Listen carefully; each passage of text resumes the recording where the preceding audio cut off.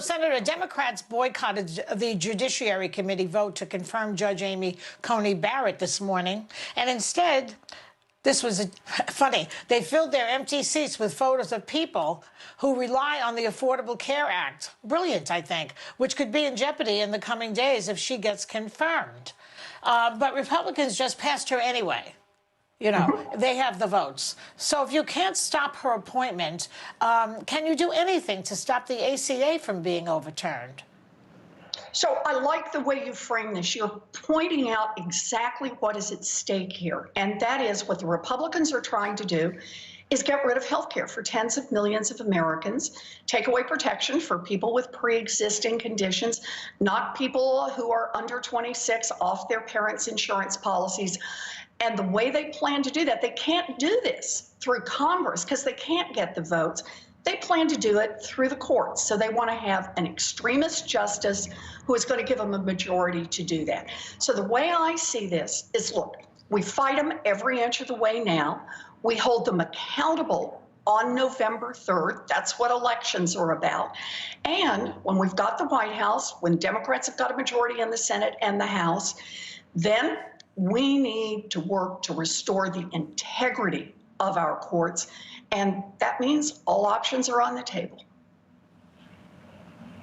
Senator, Vice President Biden says he's going to put a bipartisan commission together on possible SCOTUS reforms. And you've said that Democrats need every option on the table when it comes to the Supreme Court. And you've expressed some openness to the idea of adding more judges to the court. Are you in favor of expanding the court or perhaps an age limit in place instead of a lifetime appointment? Look, I've said everything is on the table.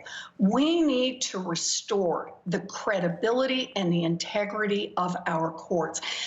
What we need is we need to make sure that we have a court system where a working family has as much access to the courts and as much access to justice as a billionaire or a giant corporation, that women's rights are protected, that the rights of LGBTQ individuals are protected, that the rights in communities of color to be able to vote are protected.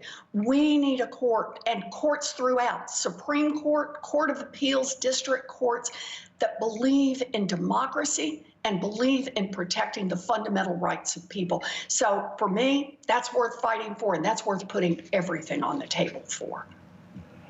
Hi, Senator. Your colleague, Senator Dianne Feinstein, is facing some heat. She praised Lindsey Graham's handling of the Barrett hearings, gave him a hug afterwards. Some progressive groups like NARAL are even calling for her to step down from her top post, top Democrat of the Judiciary Committee. Leader Schumer admitted he had a long talk with her. It doesn't sound like you agree with her praise for Graham's fairness. How do you feel about what happened and about her response? Look, I honestly just don't have much to say about that. I don't know what she and Senator Schumer said. For me, I am focused right now on the fight that's going on in the Senate, making sure that everybody in America understands what the Republicans are doing to try to steal a second Supreme Court seat, and staying focused on 12 days, 12 days.